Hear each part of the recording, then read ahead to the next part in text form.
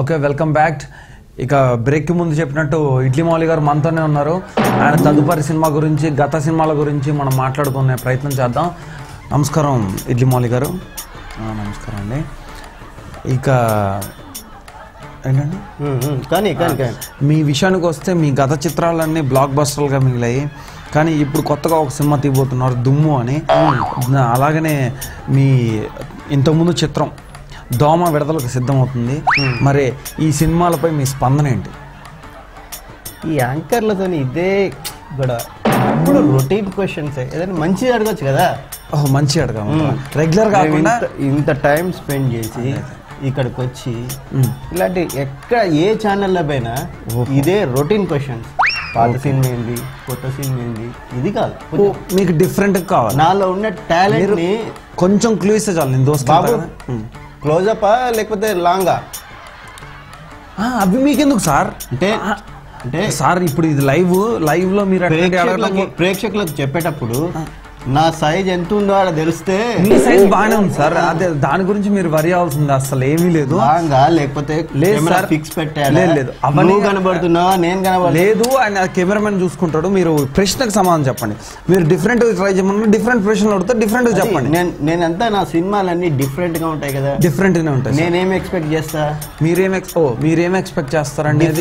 Different. అవును sir, మీరు different గా కొంచెం డిఫరెంట్. అవును సార్, మీరు అన్నది కరెక్ట్. నేను డిఫరెంట్ గా అడుగుతాను సార్. మీరు గత చిత్రం చూసుకుంటే, గత చిత్రం అంటాం కూడా తప్పేనంటే అందులో ఒక క్వశ్చన్ ఉంది సార్. గత మీ డిఫరెంట్ లో డిఫరెంట్ గా ఉన్నది ఏంటంటే, చాలా డిఫరెంట్ గా హీరో ఇంట్రడక్షన్ లో గుబిలి తీసుకుంటూ వస్తాడే, అబ్బా అది చాలా డిఫరెంట్ గా ఉంది సార్. ఆ డిఫరెంట్ ఆలోచన ఎవ్వరు చేయలేదు. చాలా డిఫరెంట్ సార్. సార్ డిఫరెంట్ గానే ఉంది కదా సార్. ఆ సినిమా చూసావా? చూసాను సార్. ఇట్లా ఒక హీరో ఒక కాల్ వేస్తే అబ్బో ఐదుగురు కాదు 500 మందిని అనుకున్నాము. ఇట్లా హీరో కాల్ పెడితే ఇట్లా గాల్లో ఎగిరి పడాలి. కానీ కాల్ కంటే ముందు హీరో ఇట్లా ఒక కన్ను రెప్పతోని ఇట్లా అంటాడు. అది పెడదాం అనుకున్నాం నెక్స్ట్ సినిమాకి. లైవ్ ఇది లైవ్ సార్. అరే లైవ్ అయితే ఎవరైనా ఎవ్వరేం కదలేరు సార్. అంతకైతే ఎడిట్ చేద్దాం. ఇంకో లైవ్ లో ఎడిట్ చేయడం కుదరదని మీకు తెలుసో తెలియదో నాకు తెలియదు సార్. కానీ మీరు డిఫరెంట్ గా ఆలోచిస్తారే.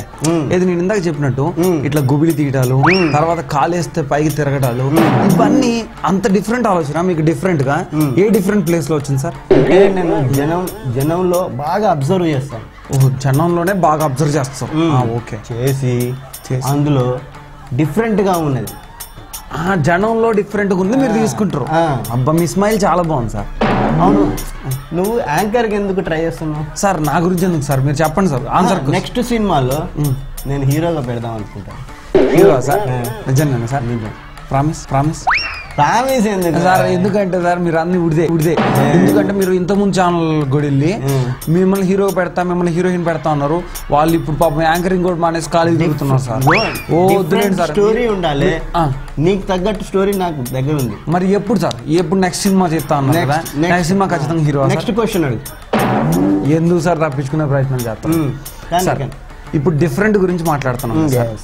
ఆ డిఫరెంట్ గా మీరు చేసిన పెద్ద హిట్ అయ్యి ఇది ఒక డిఫరెంట్. అంత పెద్ద డిఫరెంట్లో ఇంత పెద్దగా హిట్ అవటం మీకు ఎంత డిఫరెంట్గా అనిపించింది సార్?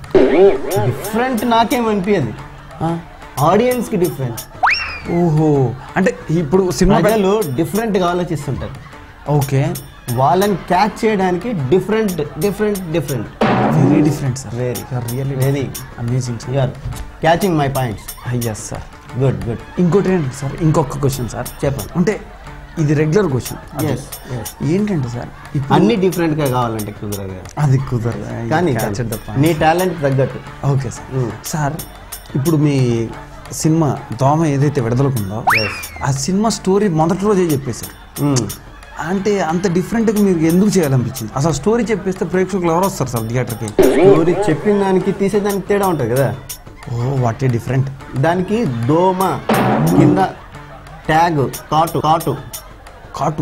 That's great.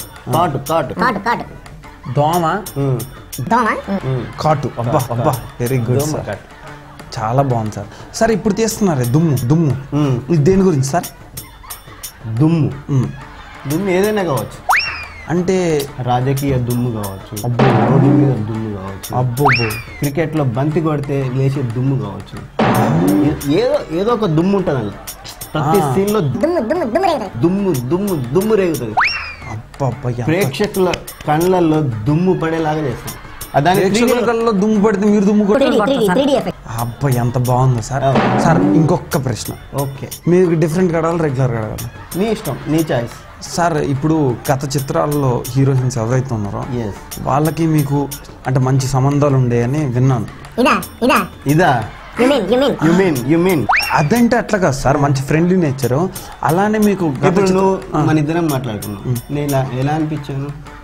మంచి కూల్ ఉంది సార్. నేను వాళ్ళకు కూడా అనిపిస్తుంది, నాకు కూడా అనిపిస్తుంది. కరెక్టే, కానీ ఇక్కడ ఒక పాయింట్ ఉంది సార్. చెప్పు.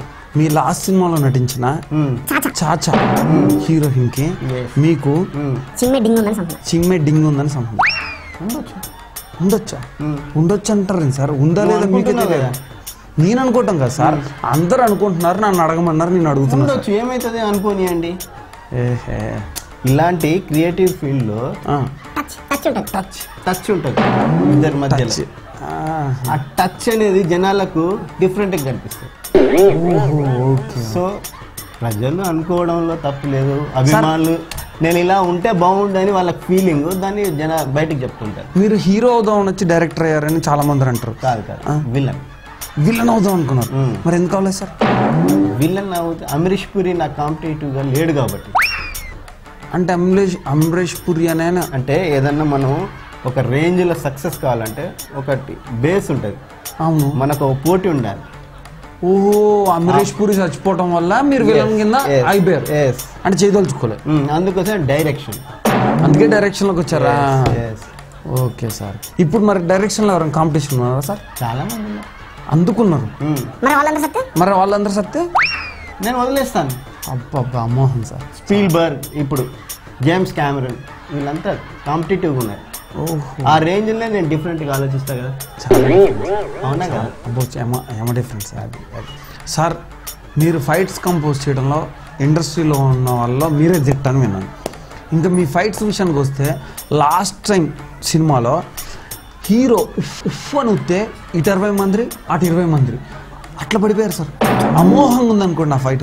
కానీ హీరో గాలికి అంత పవర్ ఉన్నట్టు చూపించింది మీరే సార్.